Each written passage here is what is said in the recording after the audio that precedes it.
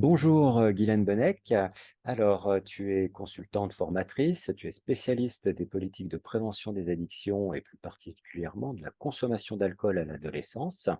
Alors, tu as publié 2 livres sur ce sujet, dont le dernier, qui s'appelle «Les ados et l'alcool: comprendre et agir», et je crois savoir qu'il y a un troisième qui est prévu, d'ici la fin de l'année. Alors, tu accompagnes aussi les associations dans la mise en œuvre d'actions et enfin, bah, tu viens de terminer une mission de 2 ans auprès de la Camrup, pour accompagner son développement, ce qui t'a permis notamment de mieux connaître aussi les associations d'entraide. Alors aujourd'hui, nous allons, aborder, maintenant plus précisément la débanalisation des usages de l'alcool ou du cannabis, chez les jeunes. Vaste sujet.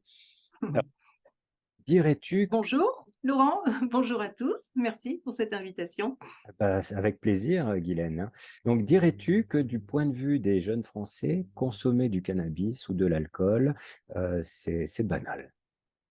Oui, et cela, bah, les enquêtes nous le montrent, hein, et c'est banal du point de vue des jeunes, mais pas seulement des jeunes, c'est aussi, banal dans la société en général. Alors juste pour te donner quelques chiffres, chez les 18-65 ans, Santé publique France nous dit que pas loin d'une personne sur 2 a déjà consommé du cannabis.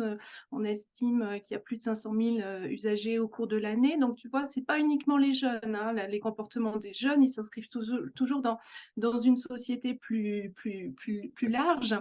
Et c'est vrai que même chez les mineurs, hein, l'usage de cannabis se rencontre souvent. Et d'ailleurs, l'Observatoire français des drogues et des tendances addictives nous dit que pour beaucoup de mineurs, le cannabis est vu comme un produit relativement banal, très accessible.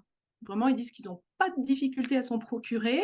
Et puis pour certains, c'est même considéré comme un produit naturel, voire bio. Donc il y a voilà cette forte présence du cannabis tout de même. Et pour l'alcool, alors là, bah, je pense que je ne t'apprends rien si je te dis que les jeunes Français, comme les moins jeunes d'ailleurs, sont très consommateurs. Si on s'intéresse aux mineurs, eh bien, on se rend compte que près d'un sur deux, à l'âge de 17 ans, déclare s'alcooliser de manière ponctuelle importante au moins une fois au cours de l'année. Tu sais, c'est ce qu'on appelle API, ça fait référence au fait de boire 5 verres ou plus en une occasion. Ouais, c'est Et les si tu veux, les jeunes gens, ils consomment c'est ça. moins souvent que les adultes, que les plus âgés, mais lorsqu'ils consomment, souvent, c'est en quantité plus importante. Mmh. Et là encore, dans les enquêtes, hein, ce que les chercheurs nous montrent, c'est que pour les adolescents, l'alcool est une substance, alors tout ce qu'il y a de plus banal et ordinaire, indispensable à la fête. Et voilà, il y a aussi une normalisation de ces alcoolisations importantes.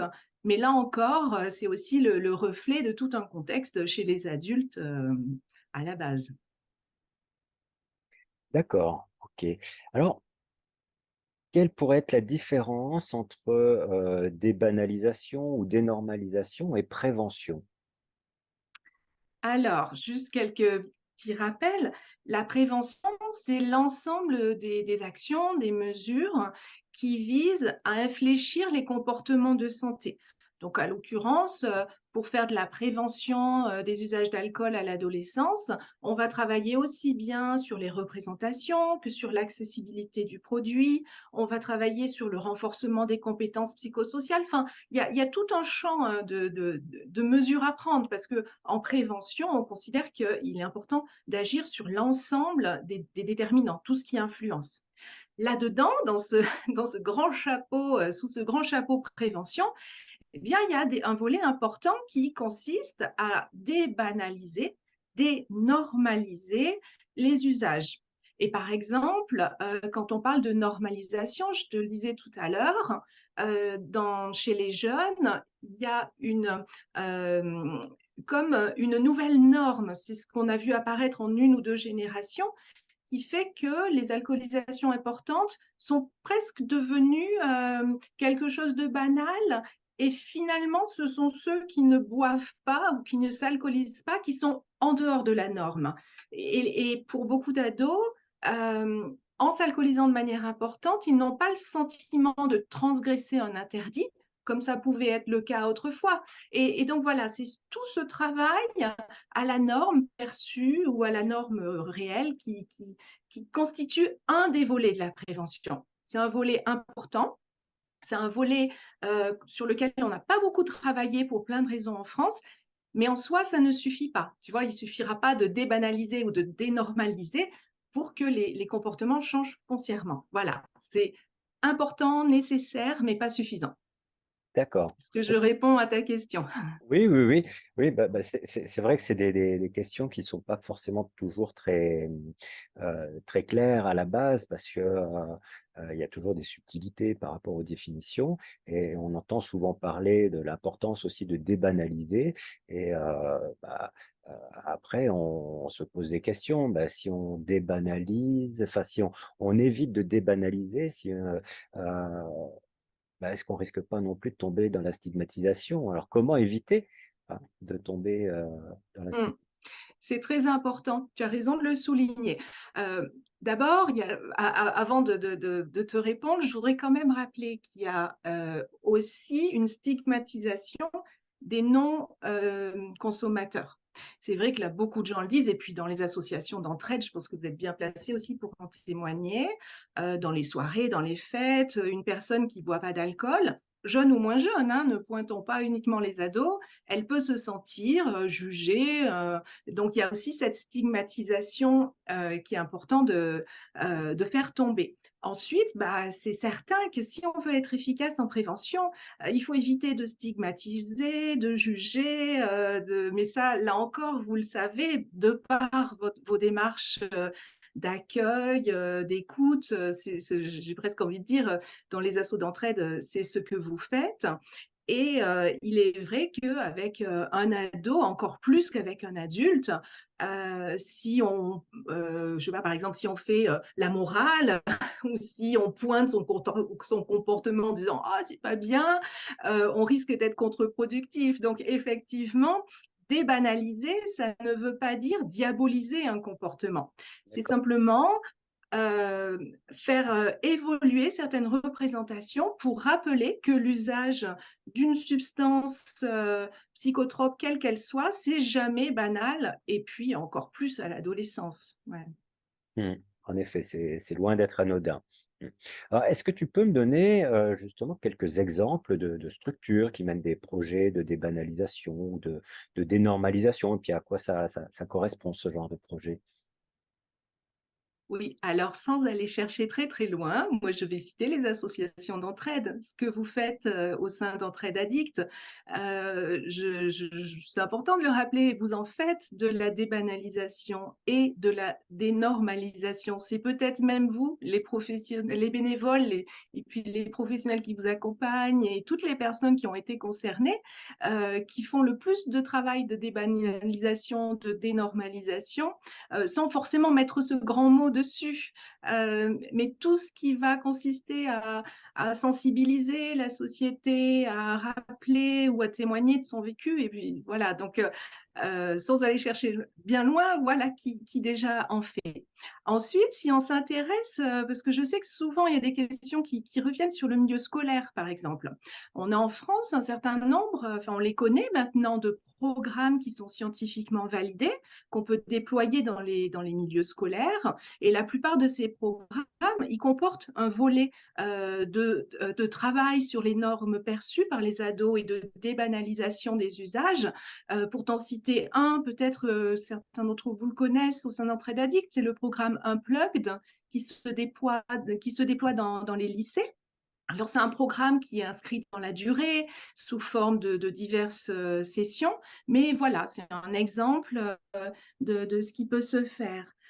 Aussi, en France, des personnes qui travaillent fort autour de ces questions de dénormalisation, ben, ce sont toutes les personnes qui font du plaidoyer, et vous en faites aussi chez Entraide Addict, parce que quand on parle de banalisation des usages, il faut bien savoir que il y a aussi tout un contexte politique, c'est-à-dire que les femmes et les hommes politiques, pour certains, contribue à la banalisation des usages d'alcool, par exemple. Et donc, s'il n'y a pas un plaidoyer aussi pour faire évoluer le discours public, voire même la réglementation, etc. Donc voilà, tu vois, faire de la débanalisation, ça peut prendre beaucoup de formes. Et puis, juste pour terminer, il y a, puisqu'on est en janvier, il y a le défi de janvier, qui est une grande campagne qui vise à débanaliser, dénormaliser les usages d'alcool. Mmh, et ça permet en même temps de déstigmatiser ceux qui font le choix de ne pas consommer d'alcool. Exactement, voilà. Mmh. OK, et donc, bah, dernière question aussi, alors tu as déjà commencé à y répondre avec, la précédente, mais, concrètement dans les mouvements d'entraide, on peut accentuer la débanalisation, par quel biais? Parce qu'en termes de plaidoyer, je pense que c'est il faut être beaucoup plus fort et plus présent pour faire du plaidoyer, donc il y a peut-être d'autres structures qui sont plus adaptées, tu nous en parleras, et peut-être au niveau des médias, qu'est-ce que tu penses de tout ça? Oui. Bah, concernant le plaidoyer, justement, tu évoquais tout à l'heure la Camrup. C'est vrai que Entraide Addict fait partie des mouvements, des associations qui sont motrices dans ce travail de plaidoyer. Et je pense que plus vous allez continuer ce travail tous ensemble pour porter un plaidoyer national, plus cela aura du poids. En France, la grande organisation qui fait du plaidoyer depuis très longtemps, c'est l'association Addiction France, hein, qui est un partenaire important pour vous. Donc voilà, travailler tous ensemble. Et puis, il y en a beaucoup d'autres que je ne pourrais pas citer. Je pense aussi que le rôle des médias, tu as raison, est très important et que les bénévoles de l'entraide ont un très, très grand rôle à jouer vers les médias. Et ça, aussi bien à échelle locale qu'au niveau régional et national. Et on le voit d'ailleurs, hein, moi je remarque depuis quelques années, il y a de plus en plus de prises de parole de personnes qui s'expriment à visage découvert, qui témoignent de leur parcours, avec des addictions, de leur établissement, des proches aussi qui s'expriment. Et ça fait vraiment, vraiment évoluer, ça fait bouger les lignes et changer les représentations, changer les normes et ça contribue à la débanalisation. Ça, c'est très, très important. Après, on a évoqué le défi de janvier et la Camrup est partenaire, hein, et donc indirectement ou directement, Entraide Addict aussi est partenaire de cette grande campagne. Donc ça peut être aussi un moyen dans vos sections locales de relayer la communication autour du défi de janvier. Et puis plus largement, tout ce qui va aller dans le sens de qui vous êtes foncièrement, les bénévoles de l'entraide, c'est-à-dire des gens qui sont épanouis dans leur choix, qui ne consomment plus et qui sont complètement heureux de vivre, tu vois, tout ce qui va casser aussi les clichés autour des mouvements d'entraide, ça va aussi contribuer à faire changer les regards et les gens pourront se dire, bah oui, finalement, pourquoi est-ce qu'on est obligé de vivre de telle ou telle manière? On peut aussi sortir de la norme et voilà.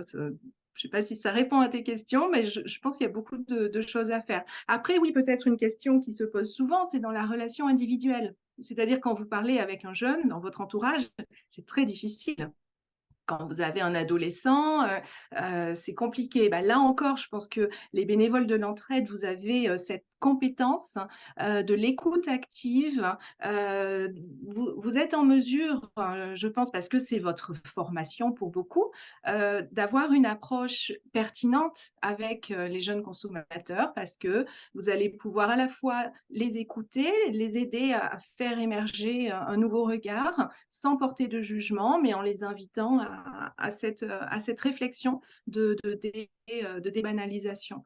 Donc voilà, je pense que vous avez un rôle très important à jouer.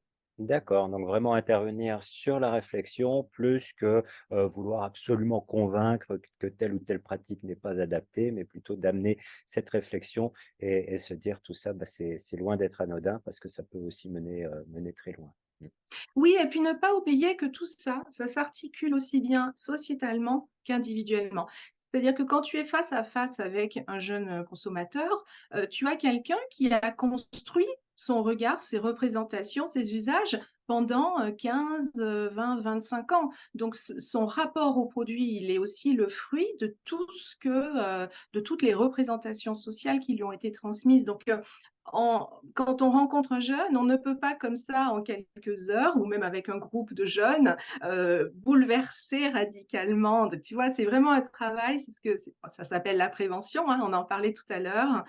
Ce sont voilà, un ensemble de mesures, d'actions, et chacun a sa part à faire. Et moi, je me réjouis de voir que de plus en plus, les associations, les mouvements d'entraide sont reconnus comme des actrices essentielles de cette dynamique.